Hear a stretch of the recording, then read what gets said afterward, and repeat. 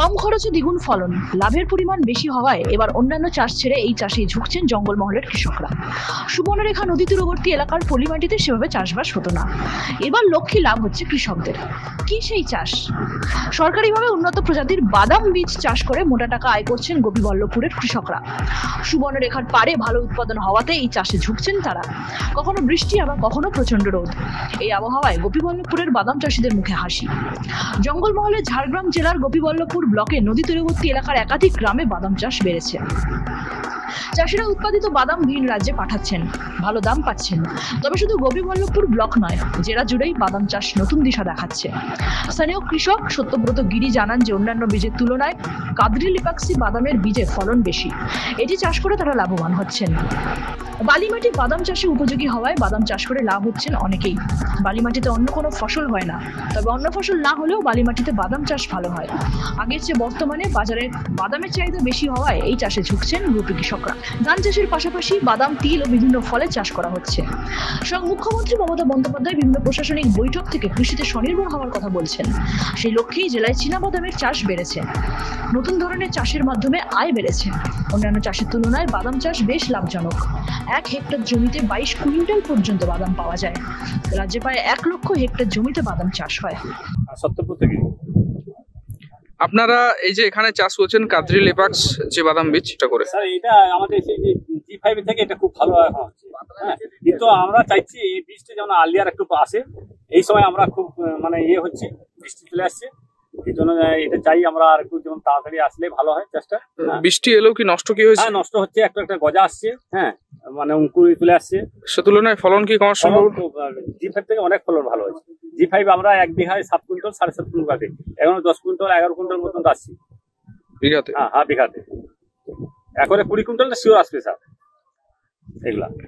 তো এই চাষটা কি আগামী দিনে বিকল্প পথ দেখাবে? হ্যাঁ, আমরা রাখি যেন পাই একটু, আর আলিয়ার জন্য আনার জন্য অনুরোধ রাখি।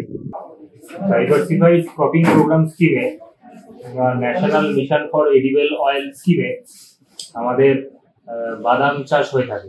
তো আমরা সরকারিভাবে এই দুটো স্কিমে আমরা গোপীবল্লভপুর 1 ব্লকে আমরা বিকল্প চাষ হিসেবে আমরা বাদামের বীজ দিয়ে থাকি। তো এই বছর আমরা রবি সামার সিজনে আমরা 100 হেক্টর কেদারি লেপাক্সি সার্টিফাইড বীজ আমরা দিয়ে থাকি। সেখানে চাষিরা করে এবং করে যথেষ্ট ভালো লাভ পায়, কারণ আমাদের এখানে রবি সামার সিজনে 2200 হেক্টর মতন চাষের একটা কভারেজ আছে রবি সামার সিজনে পুরো গোপীবল্লভপুর 1 ব্লকে। তার মধ্যে আমরা কেদারি লেপাক্সি বাদাম বীজ দিই। তাছাড়াও চাষিরা বাদাম বীজ জায়গাতেও রোপণ করে এবং মোটামুটি একরে প্রায় 70 কেজি মতন বাদামের বীজ লাগে এবং ফলন কিন্তু এই বীজে আমাদের একর প্রতি প্রায় 18 থেকে 20 কুইন্টাল মতন কিন্তু ফলন হয়েছে। তো বেশ ভালো লাভজনক এবং এই বাদামের আজকের ডেটের হারভেস্টিং প্রাইস কিন্তু 45 থেকে 47 টাকা কিলো। হ্যাঁ, আর ডেসিমেল প্রতি যদি আমরা ধরে থাকি যে 350 টাকা হলো আমাদের খরচ হয়, তাহলে সেক্ষেত্রে 45 টাকা কি 47 টাকা দিয়ে যদি আমরা ডেসিমেলে 18 কেজি থেকে 20 কেজি বাদাম পাই, তাহলে কিন্তু লাভ যথেষ্ট ভালো। হ্যাঁ, তো যথেষ্ট ভালো লাভ। তো এটা বিকল্প আয় হিসাবে কিন্তু একটা বিশাল বড় ক্যাশ ক্রপ হিসাবে আমরা ধরতে পারি এই অয়েল সিড বাদামটাকে।